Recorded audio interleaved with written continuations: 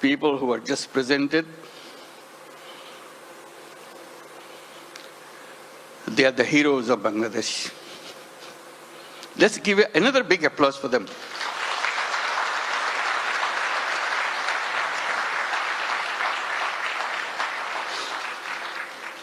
Another standing ovation for our new citizen, Kyu Hak Sang.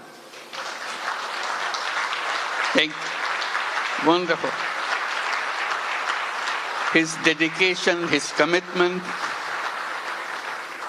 Thank you. Please have your seat.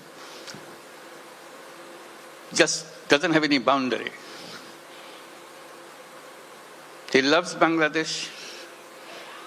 He works for Bangladesh. He loves the nature of Bangladesh. I wish you could visit his factory. And he brought so many delegations this time to come to show his new land of citizenship. Can the members of the Korean delegation please stand up so that we can give you applause? Yes, indeed. Thank you. Thank you so much. Wonderful. Yeah. Fantastic.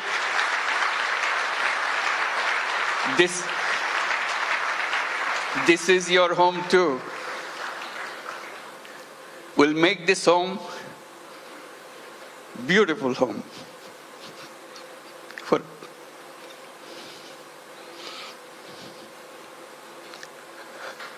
seeing them today,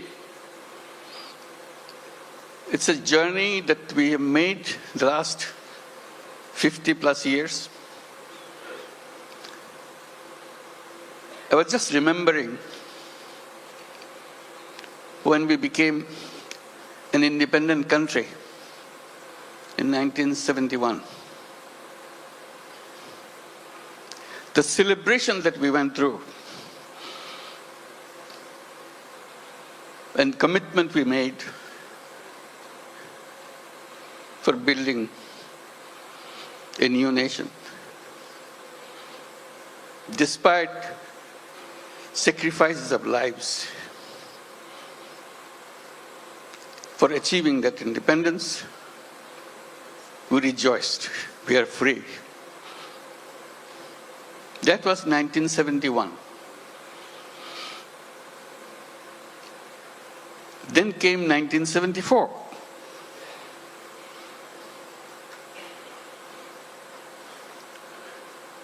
Today we are talking about 180 million people. In 1971, we were just about 1/3 of that size in population. Still the same country. 74 is a year that we cannot forget.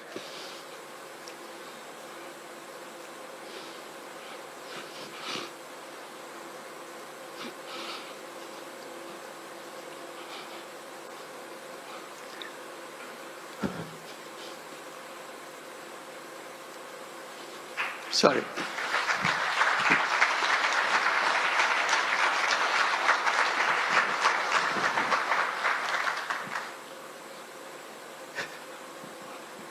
Sorry, my words. I cannot bring my word. People died of hunger. A famine throughout the country.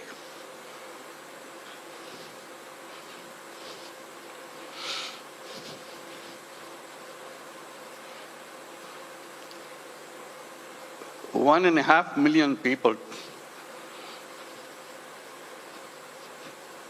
died.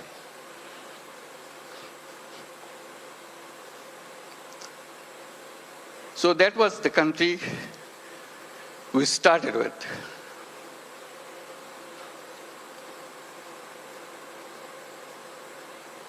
We used to grow one crop. We didn't know any other way.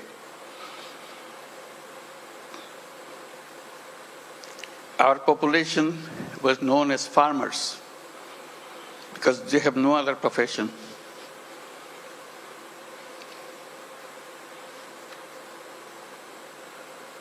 And of them,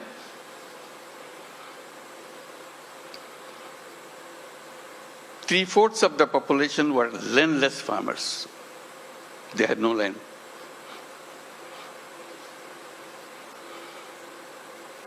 They used to lease in a tiny bit of land from the people who had little bit of land to make a living by one crop. If you heard the word dirt poor,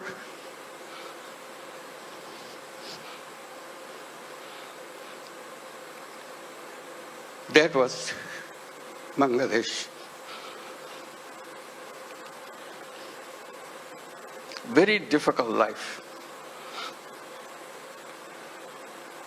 So if you take that journey from 1974 to 2025, it's an amazing journey. Here we're talking about all these big industries and so on, and inviting you for so many countries to set up more industries. We're talking about the big market, talking about the big, intelligent young population.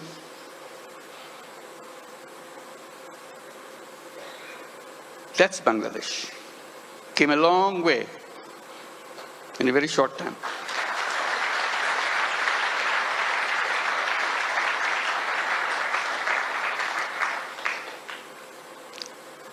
In that famine-ridden country, one little initiative came just to relieve the burden of watching what's going on. To help people to lend money, tiny little money, $2, $3, so that they can start a business, focusing particularly, specifically on women. They are the most destitute of all. That became known as microcredit. We created a bank called Grameen Bank. Had no idea what this finally will turn out to be. But it turned out to be a global name.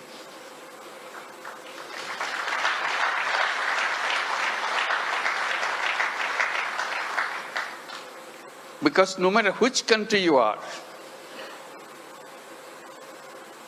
you have little Bangladesh of 1974 inside of you. You don't recognize it. You hide it by giving public money to them.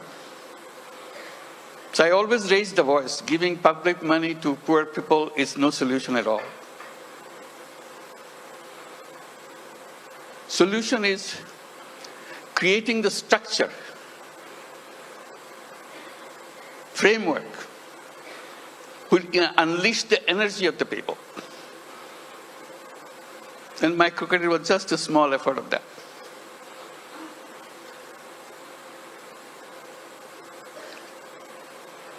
Then a crazy idea came over. When government wanted to issue license for telephone, we had nothing to do with telephone. We didn't have any telephone in the country. Few telephone in the cities. Most of them don't work.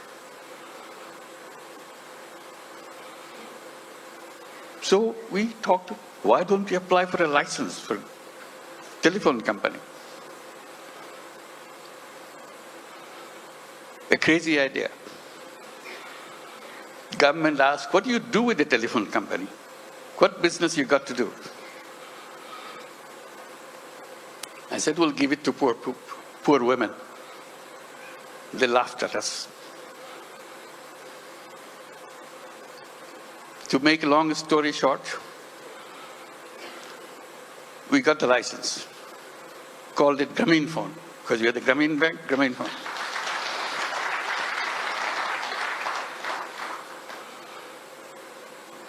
Nobody wants to partner with us because we have no knowledge, nothing.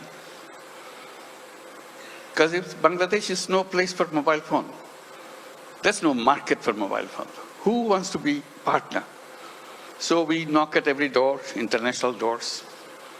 Nobody wants to partner. Finally, someone I personally knew in Norway, who happens to be chairman of Telenor. I explained to him, can you help me? I explained why we want to do this and why we want to bring the phone to the women. He took it seriously. But the company board doesn't agree with him. They said, what, Bangladesh? We never heard a name called Bangladesh.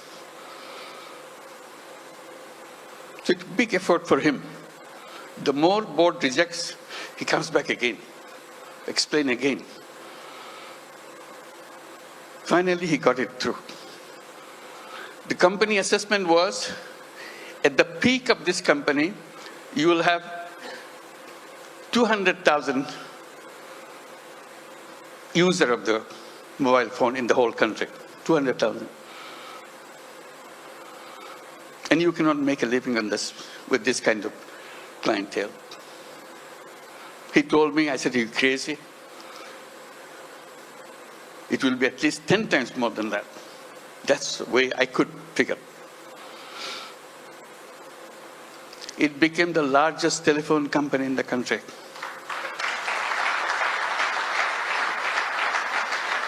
And women were the recipient of those telephone handsets. To turn them into what we call telephone ladies, sell the telephone service of the company. Men cannot apply, men cannot get the phone. Only poor women of Grameen Bank, not all women, only poor women of Grameen Bank can get a phone. Totally illiterate, has nothing to do, doesn't even know what a phone is. We train them. They started selling the service, saying, if you want to make a phone call to your son in the Middle East, in the meantime, Middle East saga began. So people wanted to talk. It became a roaring business. Soon, 100,000 women selling telephone service all over Bangladesh. It became so popular, everybody wanted to have a phone. Changed the whole company. At that time, there are other companies coming up around the world. They were focusing on their cities. The newspapers were covering us, not them. It became well known. So they started copying. For the first time, the idea came, phone have some use in the villages. They had no idea at all that telephone has any meaning in the villages. They're always concentrated on the cities. Telephone industry globally changed.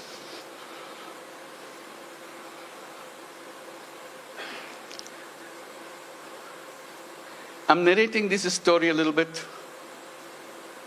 because Bangladesh is a country with crazy ideas to change the world, make things happen.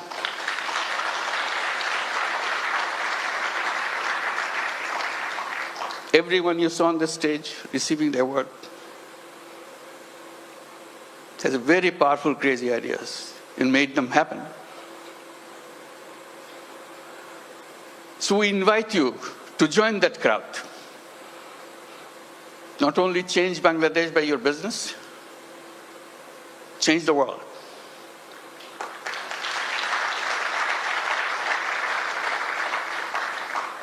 I keep reminding people, yes, you want to make profit, go ahead, make profit. Maximize as much as you can. But we can add a little piece into it. Social purpose. You don't have to get disrupted by that. It's something that you can do, you have fun. like many of you do already. So if you want to make a business with a purpose, along with the business that we do, Bangladesh is the place.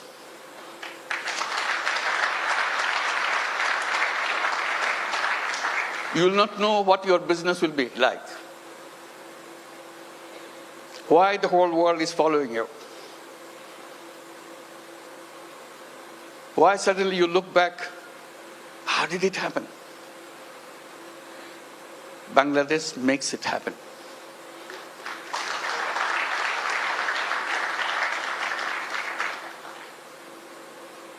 Always people explain how happy you got, you make money, we show the bottom line, fantastic thing.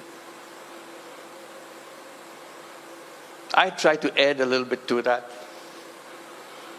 by saying making money is happiness, definitely, of course.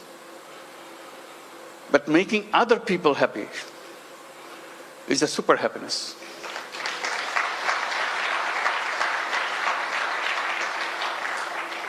If you have business in Bangladesh, you will have both happiness and super happiness. That you get extra with no cost. You'll be proud of what you have done. Like the people who stood here felt that. Super happy. Did something which impacted in people's lives massively. With a country of famine, we're now talking about global entry to the businesses and everything. And at the same time, I'm just Bangladesh alone, it is only one piece of the economy. We see the whole region, very powerful region, lots of resources. We work together, facilitate each other. It's not the business to grab everything out of you, it's a competition, you grab things. We twist a little bit. You earn money, but earning money together, changing the life of the people together, it's a fun, it's something that immeasurable. And each of your company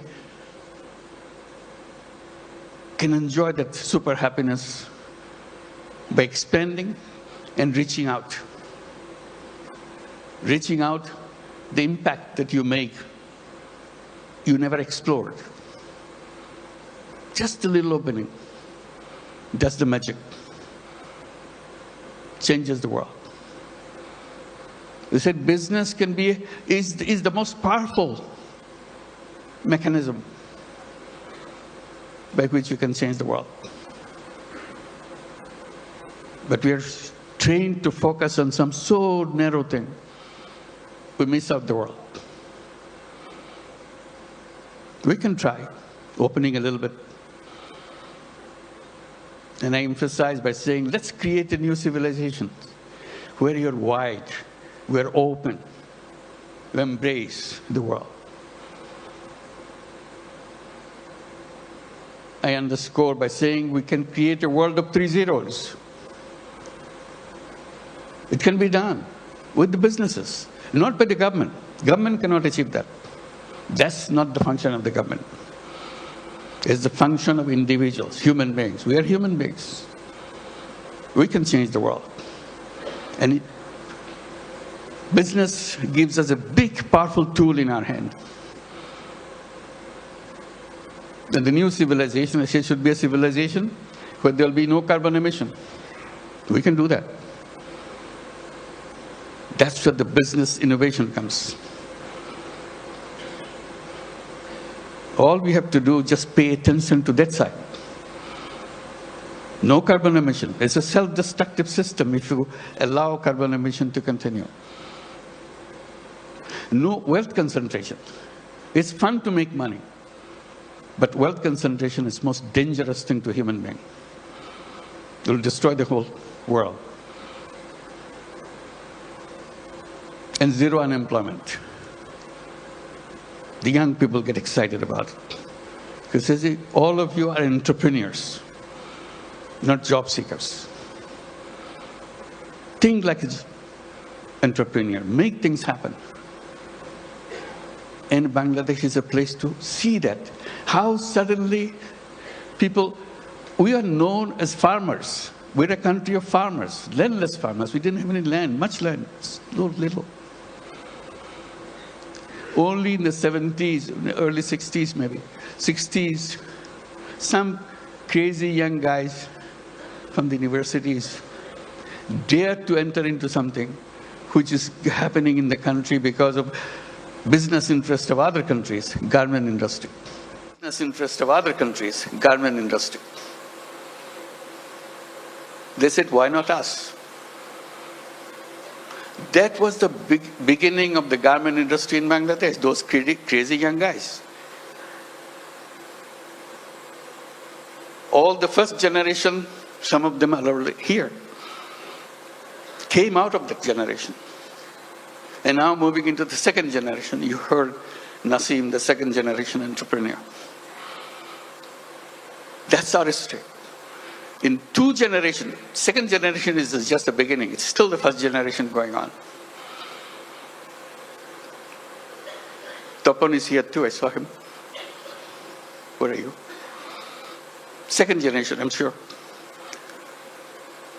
So that's the journey of generations. Now, what is the third generation coming up? Are we prepared for that? That's a challenge to all of us. And we talk about second generation, we have to talk third generation a little bigger. Boys and girls. Somehow, in entrepreneurship in the past, women left out. We have some, but very few. But women are as creative, as entrepreneurial as anybody else.